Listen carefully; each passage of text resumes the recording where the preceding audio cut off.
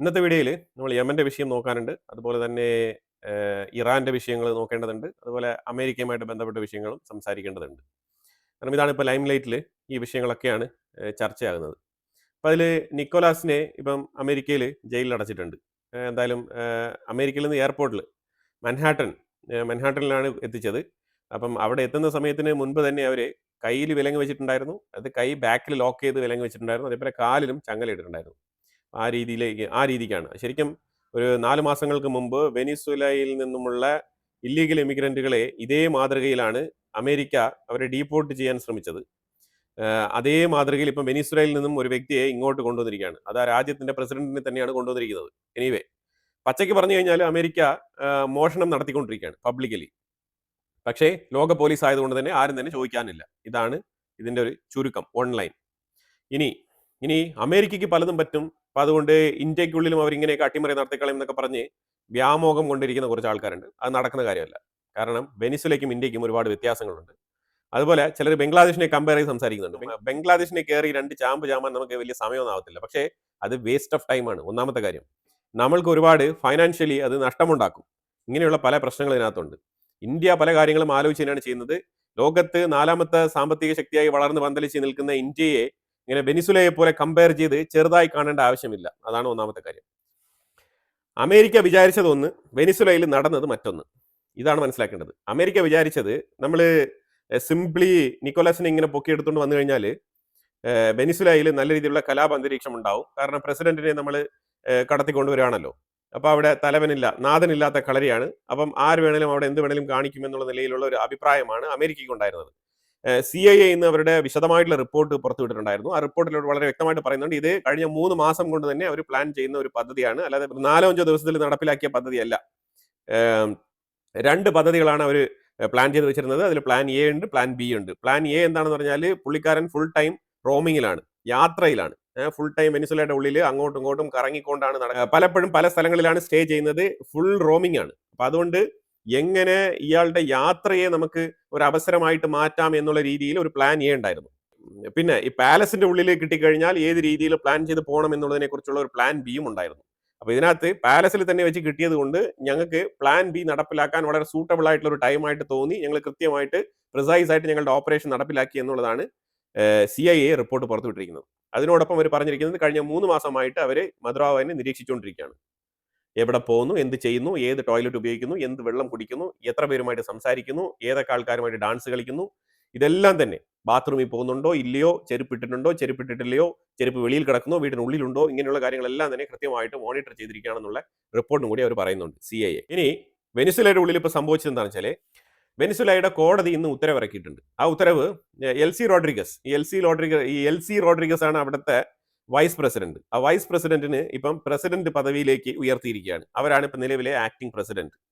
അപ്പം മദ്രാവ് പോയ സ്ഥലത്ത് ഇപ്പം പുതിയ പ്രസിഡന്റായി.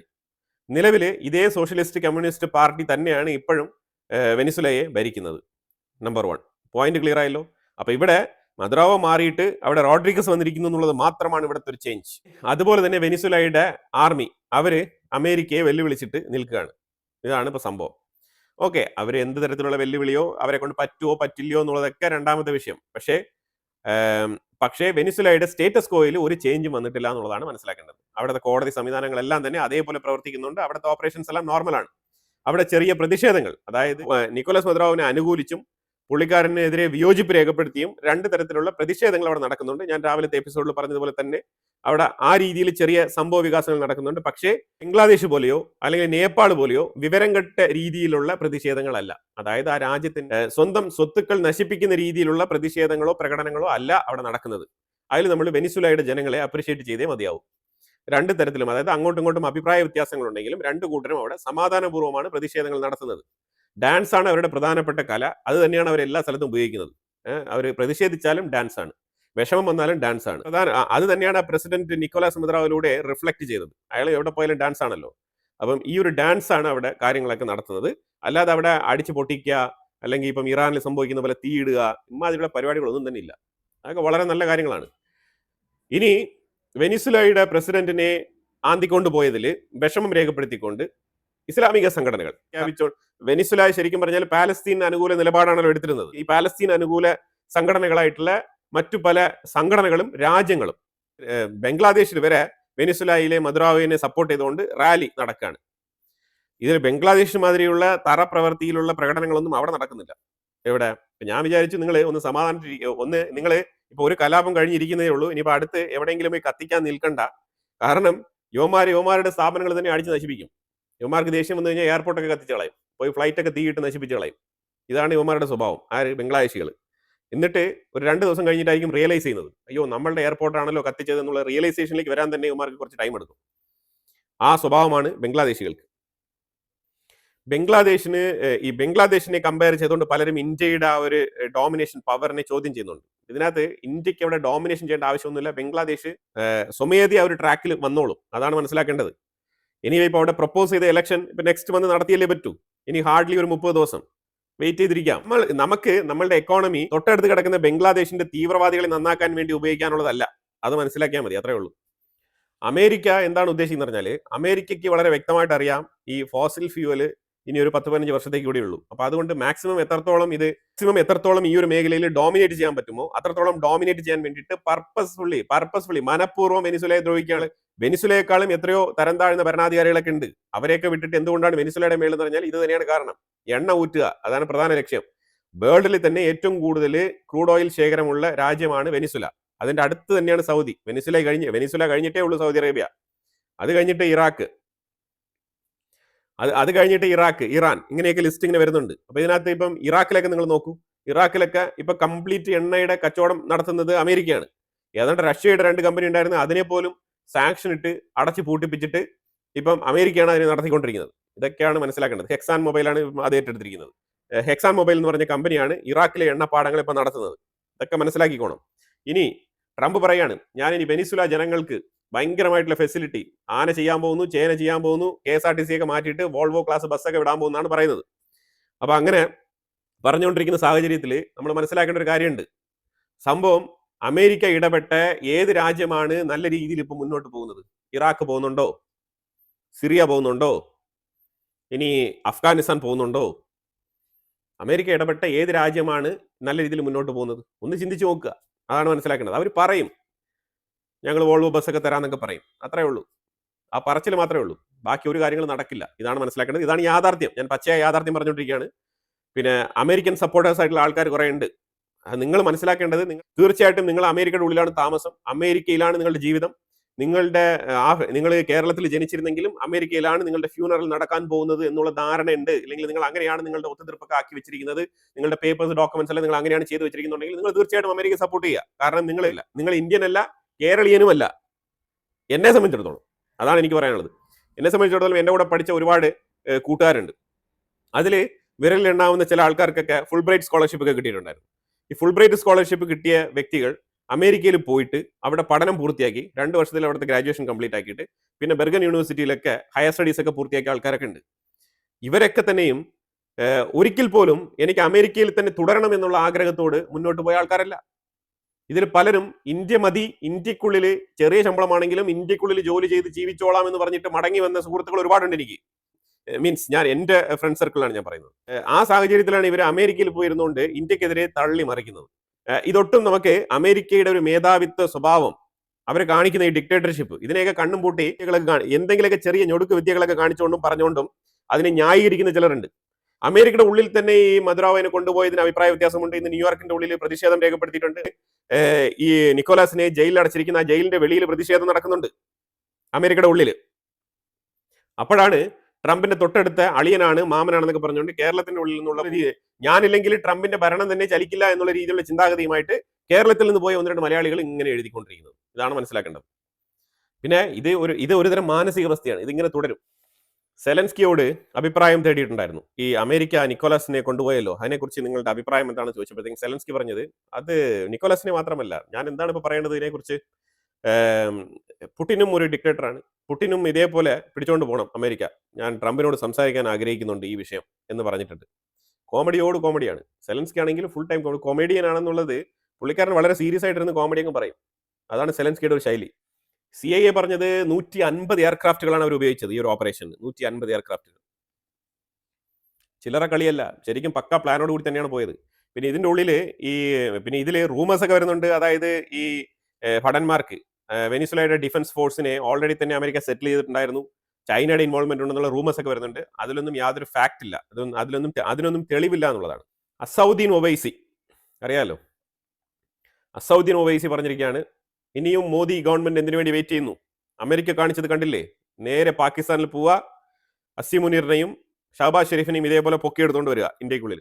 വളരെ ഈസി ആയിട്ടുള്ള സ്റ്റേറ്റ്മെന്റ് ആണ്, പക്ഷെ അത്ര എളുപ്പമല്ല. എളുപ്പമല്ല എന്ന് പറഞ്ഞാൽ നമുക്ക് വേണമെങ്കിൽ രണ്ട് ബോംബ് ഇട്ട് തകർക്കാം, അത് മാത്രമേ പറ്റുള്ളൂ. കാരണം ഇപ്പം പാകിസ്ഥാന്റെ ഉള്ളിൽ ആണവായുധമുണ്ട്, പക്ഷേ വെനിസുലയുടെ ഉള്ളിൽ അതില്ല.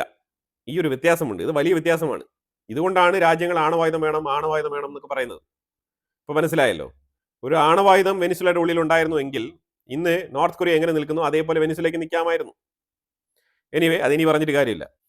പണ്ടേ കിം ജോങ് ഉന്നുമായിട്ടൊക്കെ സംസാരിച്ച് ഒരു ആണവായുധമെങ്കിലും മേടിച്ച് വെനിസുലയിൽ വെച്ചിരുന്നെങ്കിൽ ഒരു പ്രശ്നം ഉണ്ടാവില്ലായിരുന്നു. ഇനി ട്രംപ് പറഞ്ഞിരിക്കുന്നത് ക്യൂബയ്ക്ക് വാണിംഗ് കൊടുത്തിട്ടുണ്ട്, കൊളംബിയയ്ക്ക് വാണിംഗ് കൊടുത്തിട്ടുണ്ട്. കൊളംബിയക്കാണ് അടുത്ത നെക്സ്റ്റ് വാണിംഗ്. പിന്നെ മെക്സിക്കോ, ക്ലൗഡിയ ഷെൻബോ, അവർക്കും കൃത്യമായി താക്കീത് കൊടുത്തിട്ടുണ്ട്. കാരണം അടുത്ത മരുന്ന് കച്ചവടത്തിന്റെ മാഫിയായിട്ട് മെക്സിക്കോയാണ് ചൂണ്ടിക്കാണിക്കുന്നത് ട്രംപ്. മെക്സിക്കോ, കൊളംബിയ രണ്ട് രാജ്യങ്ങളെ.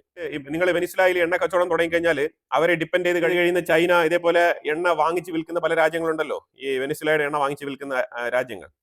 അപ്പം അവരൊക്കെ ഇനി എന്ത് ചെയ്യുമെന്നൊക്കെ ചോദിച്ചപ്പോഴത്തേക്കും ട്രംപ് പറഞ്ഞത്, അതിനിപ്പോൾ എന്ത് പ്രശ്നം, ഇത്രയും നാളും വെനിസുല കൊടുത്തു, ഇനി ഞങ്ങൾ കൊടുക്കും, അതിനൊന്നും പ്രശ്നമൊന്നുമില്ല. എണ്ണ വാങ്ങിക്കുന്ന ആർക്കും വാങ്ങിക്കാം, എണ്ണ വാങ്ങിക്കുന്ന ആൾക്കാരെല്ലാം അമേരിക്കയുടെ സുഹൃത്തുക്കളാണ്, അതിൽ യാതൊരു പ്രശ്നമില്ല. മരിയ കൊരീന മച്ചാഡോ, കൊരീന എന്നാണ് അവരെ പൊതുവിൽ അറിയപ്പെടുന്നത്. വെനിസുലയുടെ ഉള്ളിലും അവരുടെ പേര് ഈ പ്രതിഷേധങ്ങൾക്കിടയിൽ കൊരീന എന്നാണ് വിളി ഉയരുന്നത്. അപ്പൊ നമ്മൾ ഇനി കൊരീന എന്ന് തന്നെ പറയാം. അപ്പൊ ഈ കൊരീന ഇപ്പൊ നോർവേയിലാണ്, ഭയങ്കര ഹാപ്പിയാണ്, എങ്ങനെയെങ്കിലും കസാര കിട്ടുമെന്ന് വിചാരിച്ചുകൊണ്ടിരിക്കുന്ന സാഹചര്യത്തിലാണ് വെനിസുലയുടെ കോടതി ഇതേപോലെ ഡെൽസി റോഡ്രിഗസിനെ പ്രസിഡന്റായിട്ട് അവരോധിച്ചത്. അവിടെ കിടക്കുന്ന അവരുടെ സന്തോഷം.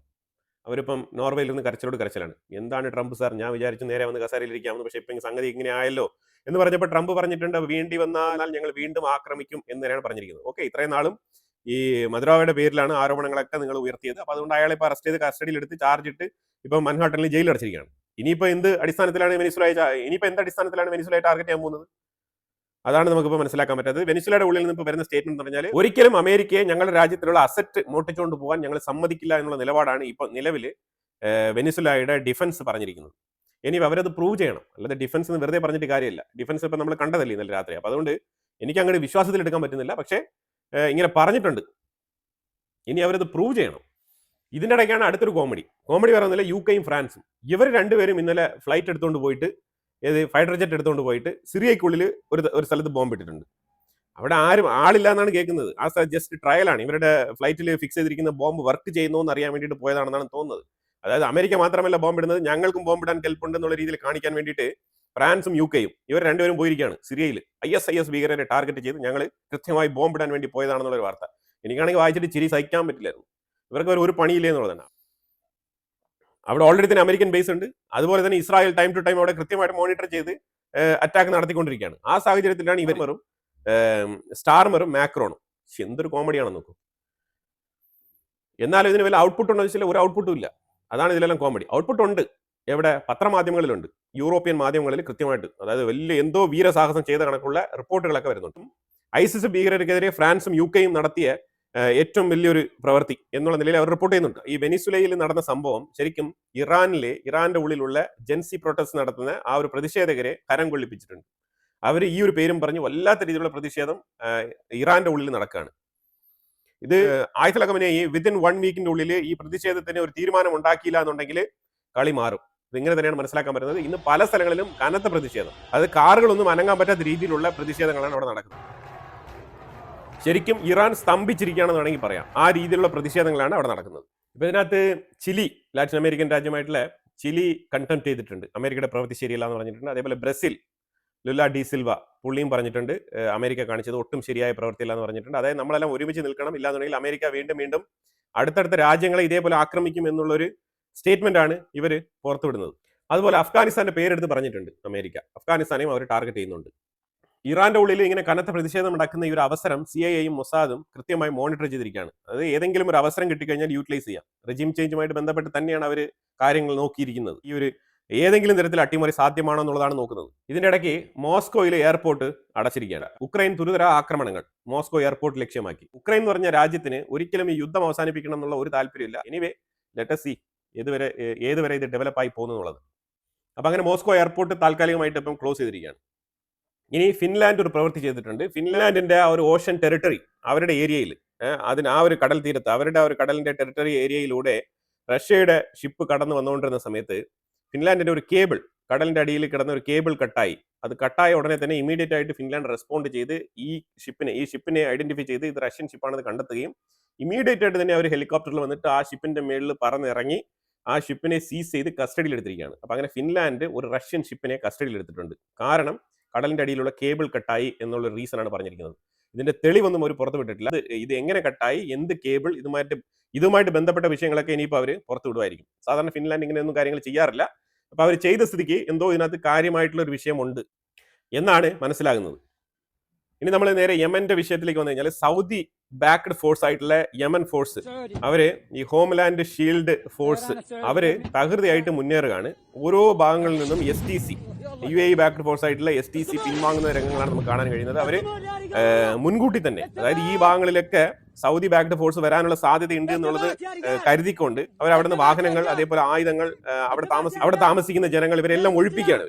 അത് മുൻകൂട്ടി ഒഴിപ്പിക്കുകയാണ്. അങ്ങനെ ഒഴിപ്പിച്ച് പോവാണ്. ആ ഒഴിപ്പിക്കുന്ന സ്ഥലങ്ങളെല്ലാം സൗദി അറേബ്യ ഒരു തരത്തിലുള്ള ബുദ്ധിമുട്ടുകളും ഇല്ലാണ്ട് കയർ പിടിക്കുന്ന രംഗമാണ് കാണാൻ കഴിയുന്നത്. ചില സ്ഥലങ്ങളിൽ സൗദി കൃത്യമായിട്ട് വെടിവെക്കുന്നുണ്ട്, നല്ല രീതിയിലുള്ള പണിയും കൊടുക്കുന്നുണ്ട്, ഷാർപ്പ് അറ്റാക്ക് നടത്തുന്നുണ്ട് സൗദി അറേബ്യ ചില സ്ഥലങ്ങളിൽ, ഒറ്റപ്പെട്ട സ്ഥലങ്ങളിൽ. ബാക്കിയുള്ള സ്ഥലങ്ങളെല്ലാം തന്നെ എഫേർട്ട്ലെസ്ലി സൗദി അറേബ്യയുടെ മുന്നിൽ കീഴടങ്ങുന്ന ഒരു STC ആണ് നമുക്ക് കാണാൻ കഴിയുന്നത്. അപ്പൊ ഇതിന്റെ ഒരു അർത്ഥം ശരിക്കും പറഞ്ഞാൽ UAE കംപ്ലീറ്റ്ലി അവിടെ നിന്ന് പിന്മാറുന്നു എന്നുള്ളതാണ് മനസ്സിലാക്കേണ്ടത്. ഇതിന് മറ്റൊരു വശമുണ്ട്. ഇപ്പൊ UAE ഇപ്പൊ പിന്മാറുന്നുവെങ്കിൽ പിന്നീട് സൗദി അറേബ്യ ഫുൾ ഫ്ലെഡ്ജഡ് ആയിട്ട് ഈ ഒരു സ്ഥലങ്ങളൊക്കെ കയറി പിടിച്ച് നിൽക്കുന്ന സമയത്ത് ഹൂത്തികളുടെ സൈഡിൽ നിന്നുള്ള ഭീഷണി വരാനുള്ള സാധ്യതയുണ്ട്. അപ്പൊ അങ്ങനെ ഹൂത്തികൾ തിരിച്ചടിച്ച് തുടങ്ങുന്ന സമയത്ത് മുമ്പത്തെ പോലെ, എങ്ങനെ 2015 പോലെ UAE ഒരു സപ്പോർട്ട് കൊടുക്കില്ല. ഇവിടെ UAE ക്ലിയർ കട്ടായിട്ട് മാറി പുറത്തു വരും.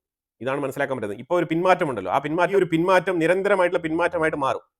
അവിടെയാണ് സൗദി അറേബ്യ ഒറ്റയ്ക്ക് മത്സരിച്ച് മുന്നോട്ട് പോകേണ്ട സാഹചര്യം രൂപപ്പെടുന്നത്. അപ്പൊ അമേരിക്ക അവരെ സപ്പോർട്ട് ചെയ്യുമെന്നാണ് അവർ കരുതുന്നത്. കാരണം അമേരിക്കയും ഇസ്രായേലും ഹൂത്തികൾക്കെതിരെ നിലപാടെടുത്തിരിക്കുകയാണല്ലോ. അപ്പൊ തീർച്ചയായിട്ടും സൗദി അറേബ്യ അവിടെ ഇറങ്ങിക്കഴിഞ്ഞാൽ പണ്ടത്തെ പോലെയല്ല, ഇസ്രായേലും അമേരിക്കയും സപ്പോർട്ട് ചെയ്യും എന്നാണ് സൗദി അറേബ്യ കരുതി മുന്നോട്ട് പോകുന്നത്. മറ്റേ $1 ട്രില്യൺ ഡിപ്ലോമസി ഉണ്ടല്ലോ, അപ്പൊ ആ ഡിപ്ലോമസിയിൽ പാകിസ്ഥാനെ ഒപ്പം കൂട്ടിക്കൊണ്ട് അവിടെ ഒരു ന്യൂക്ലിയർ അംബർല സൈൻ ചെയ്തിട്ടുണ്ട് പാകിസ്ഥാൻ സൗദി അറേബ്യ ഒരുമിച്ച് ഹൂത്തികൾക്കെതിരെ പൊരുതാം എന്നുള്ള ഒരു നിലപാടാണ് ഇപ്പോൾ സൗദി അറേബ്യക്കുള്ളത്. അപ്പൊ UAE ഇതിൽ നിന്ന് നൈസായിട്ട് അങ്ങ് പിൻവലിയാണ്. അതാണ് മനസ്സിലാക്കേണ്ടത്. അപ്പൊ എന്തായാലും കുറെ നിർണായകമായിട്ടുള്ള വിഷയങ്ങളാണ് നമ്മൾ ഈ വീഡിയോയിൽ പങ്കുവച്ചത്. ഇതിനെക്കുറിച്ചുള്ള അഭിപ്രായങ്ങൾ കമന്റ് ബോക്സിൽ രേഖപ്പെടുത്തുക. കൂടുതൽ വാർത്തകളുമായിട്ട് അടുത്ത വീഡിയോയിൽ വരാം. Thank you so much.